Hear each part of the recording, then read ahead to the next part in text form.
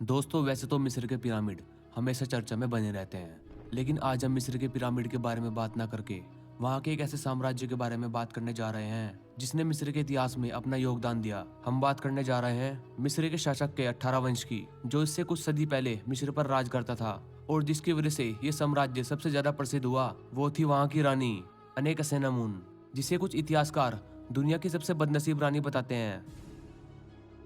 ये कहानी शुरू होती है मिस्र के उस समय के राजा अखानातेन के साथ। जब अखानातेन राजा बना तब उसका काम किसी को पसंद नहीं आ रहा था, क्योंकि उसने आदेश दिया था कि अब से मिस्र में किसी भी देवता की पूजा नहीं होगी, बल्कि सिर्फ सूर्य को पूजा जाएगा। इसके अलावा ये राजा काफी रंगीन मिजाज का था। उसका नाम मिस्र के अय्याश राजाओं के तौर पर आज भी लिया जाता है।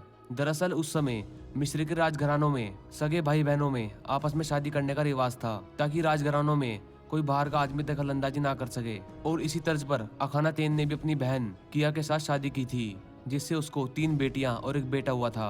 तीनों बेटियों में सबसे सुंदर बेटी अनेकसेनामुन थी, जिस पर उसके बाप की नजर पड़ी। और ऐसा कहा जाता है कि राजा अखानातेन ने अपने 15-16 साल की बेटी के साथ अनेकसेनामुन का खूब शोषण किया था और 45 साल की अवस्था में इस क्रूर अय्याश राजा का निधन हो गया, जिसके बाद उसके 9 साल के बेटे तूतनखामुन को गद्दी पर बिठाया गया। दिखने में बेहद कमजोर और मरियल तूतनखामन अक्सर बीमार रहता था और इसके बावजूद भी उसे गद्दी पर बिठाया गया और जल्दी उसकी शादी उसकी सगी बहन 17 साल की अनेकसेनामुन के साथ तय कर दी गई। कुछ समय बाद दोनों की शादी हो गई थी, लेकिन तूतनखामन किसी भी तरह से अनेकसेनामुन के लायक नहीं था। हालांकि उसकी शासनकाल में जनता को ज्यादा दुख नहीं था। राजगद्दी पर बैठने के बाद अनेकसेनामुन और तूतनखामन ने अपने पिता द्वारा किए गए जुल्म की कुछ हद तक भरपाई भी कर दी थी।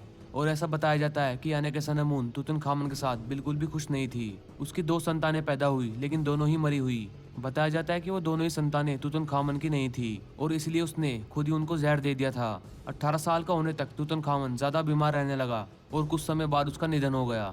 अब मिस्र की साम्राज्य की रक्षा का जिम्मा अनेकसेनामुन के पास आ गया।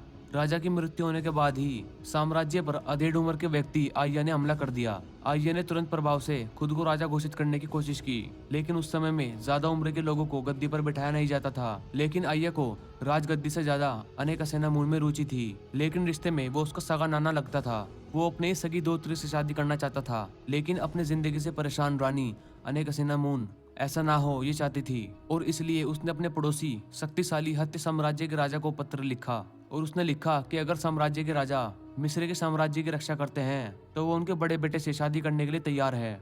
और हत्ती के राजा ने वो प्रस्ताव स्वीकार कर लिया और अपने बड़े बेटे को मिस्र के साम्राज्य की रक्षा करने के लिए भेज दिया। लेकिन आय्या को इस बात की खबर लग गई और उसने बीच रास्ते में ही उस राजकुमार को मार दिया, जिसके बाद आय्या ने रातों रात मिस्र के शक्तिशाली साम्राज्य पर हमला कर दिया और जोर जबरदस्ती से अनेकसेनामुन के साथ शादी कर ली। ऐसा हो रानी कभी भी नहीं चाहती थी, लेकिन अब उनका कोई वंश नहीं रहा था। जिसके बाद जिंदगी के कुछ साल बीतने के बाद रानी अनेकसेनामुन की मृत्यु हो गई। जब उसकी मृत्यु हुई तब वह महज 25 साल की थी और इतनी कम अवस्था में उसने जिंदगी में बहुत उतार चढ़ाव देखे, जो शायद इतिहास में आज तक किसी ने नहीं देखे होंगे। और खास बात तो यह है कि रानी की मृत्यु की वजह क्या थी, ये बात भी आज तक किसी को नहीं पता।